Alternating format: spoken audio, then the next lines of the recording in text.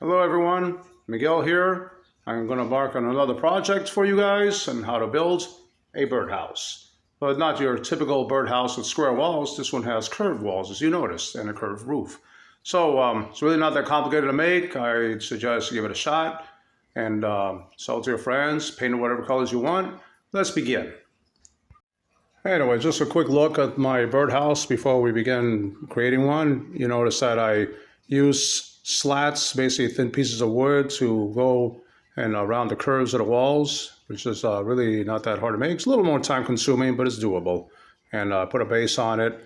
You can hang it wherever you want. Maybe put a piece of wood underneath it to hold it up against a tree, a wall, whatever. Or just keep it in your house for decorations, however, whatever works best for you.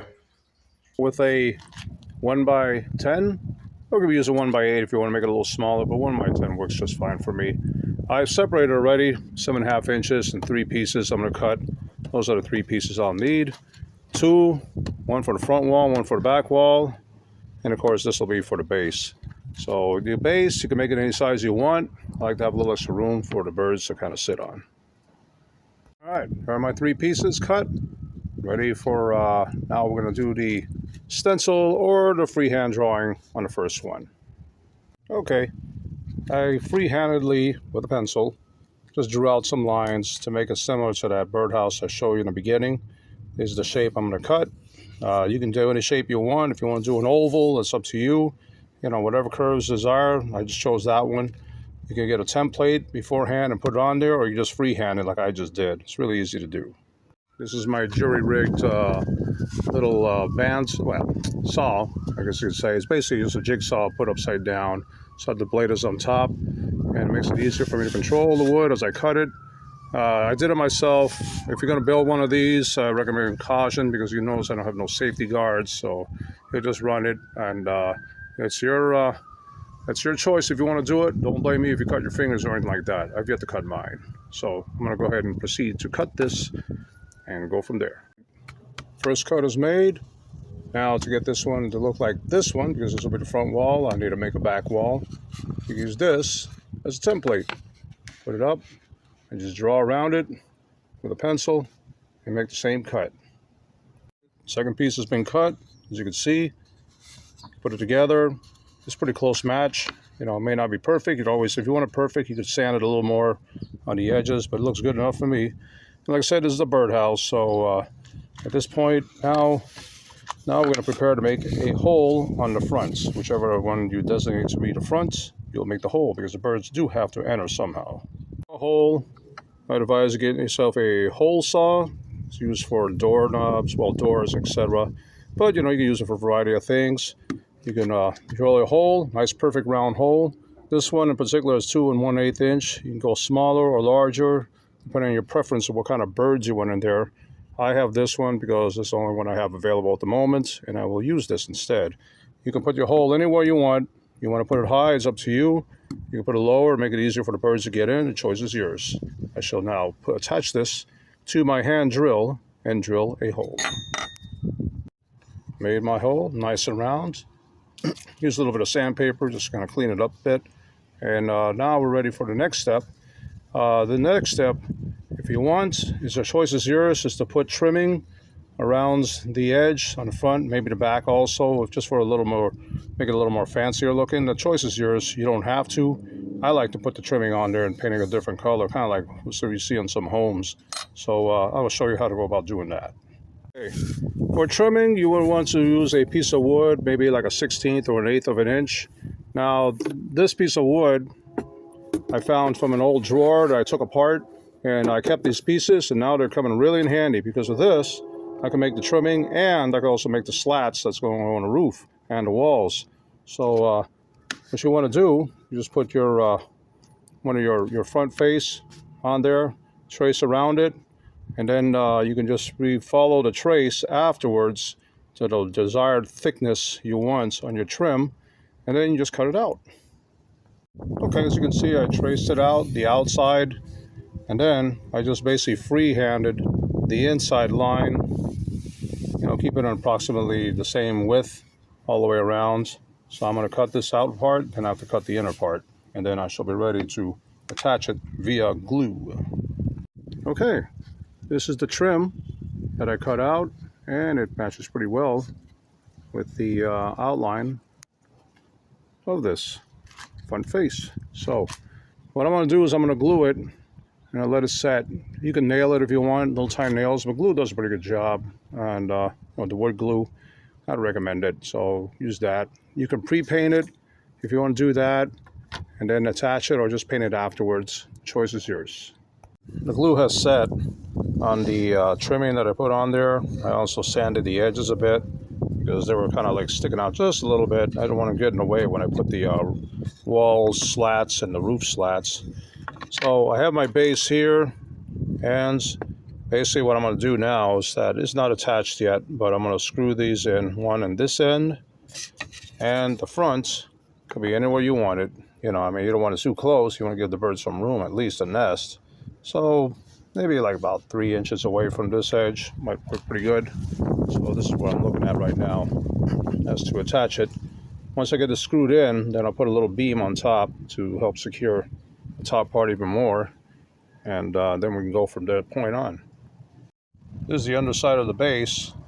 I pre-drilled, obviously, using these size screws, number 8s, 1 1/4 inch. They seem to go very well with the thickness of this wood. You don't want to go too deep because otherwise it would accidentally split the wood. So anyways, I pre-drill and I put some screws in place so that they're sticking out from the other side, and that way I can go ahead and just push these on to mark them, and then I can go ahead and glue it and screw them in. I have screwed in, I got my screws in underneath, so we shouldn't have any issues now with the bottom part. What I want to do now is I want to put a little beam on top. Any little piece of wood will do to put it on top because it's going to be hidden anyway, so an ugly piece of wood doesn't matter. And so I want to make sure it's parallel, so I am measuring at the very bottom. The space between the walls is 5 1/4, so I want a 5 1/4 piece up here. As you can see, you know, it's one of them is leaning a little bit, and I got to make it 5 1/4 so it's nice and perpendicular to the base. Here's my little piece of wood, just a 1 by 3/4. I just cut it to the 5 1/4, the same length as the bottom out here. The whole purpose is just to maintain the spacing here before I continue on.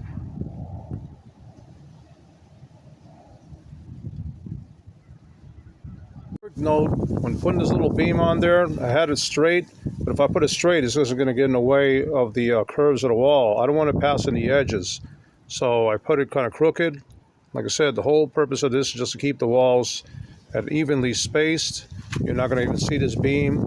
I already glued it right now, but you can see I cleared the curves of the outer wall because once I put the slats, I do not want this thing getting in the way.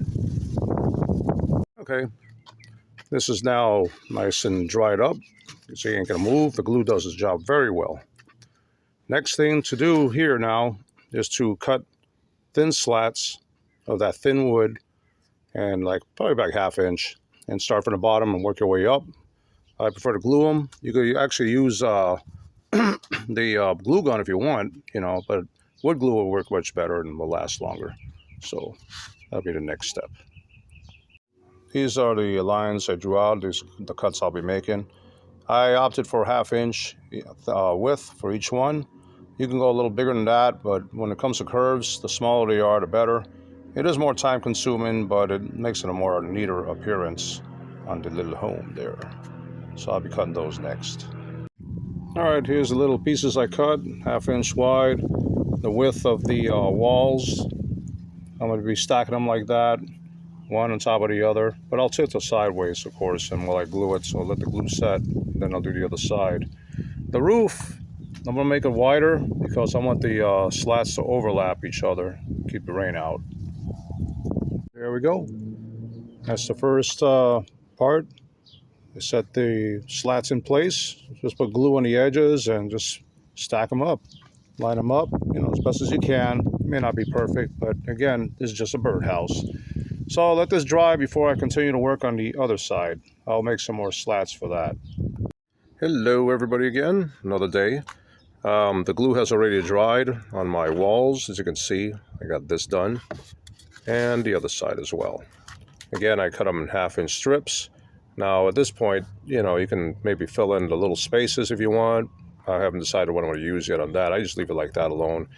But we're going to focus now on the roof, which we have to make bigger slats so they can overlap properly and stick to the curves of the edges there. And they should come out pretty good at that point. So next step is to cut these straps bigger than what I use for the walls. On another note, when I do the strips that I'm going to put on the roof, I want to make them longer than the walls itself so they can overlap, just kind of prevent water from coming in. So I'm going to look at 8 inches. That'll give me a little overlap in the back and the front. Well, actually, I think I'll just do the front, because if the back goes against the wall and you attach it to a wall, that's just going to get in the way. So front only.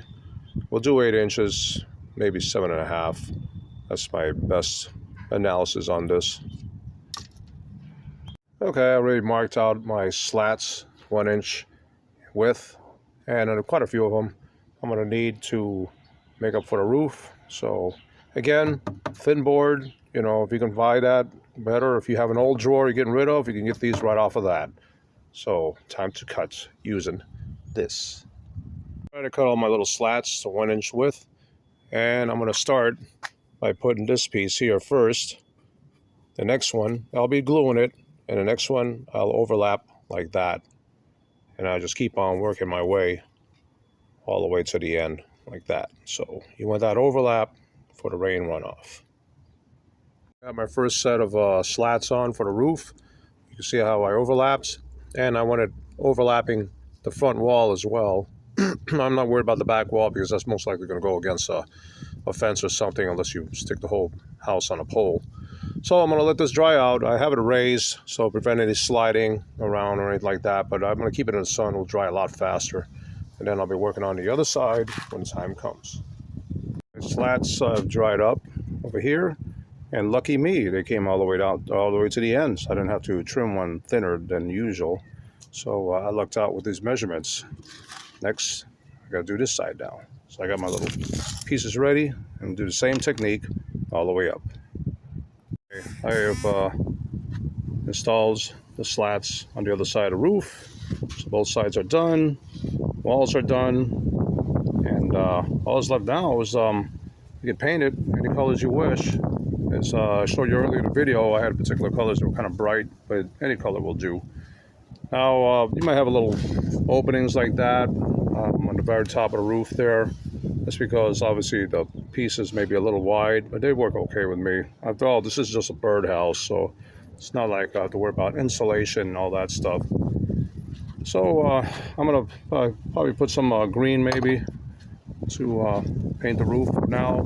You can spray paint it or you can brush paint it, whatever works to your advantage. And I'm also going to put in a little window, a false window as well, just for decoration. There is my birdhouse painted up. I chose these colors out of personal preference, but you can put any color you want. I prefer to spray paint it. It gives a more smoother look, actually, than brush painting. But then again, you know, it's a birdhouse, so birds ain't going to care as long as they got a place to live. So give it a shot. I hope you like building things, and if you do, you know, give this a shot and try it out. It's really not that complicated, and best of luck to you. Thanks for watching this video.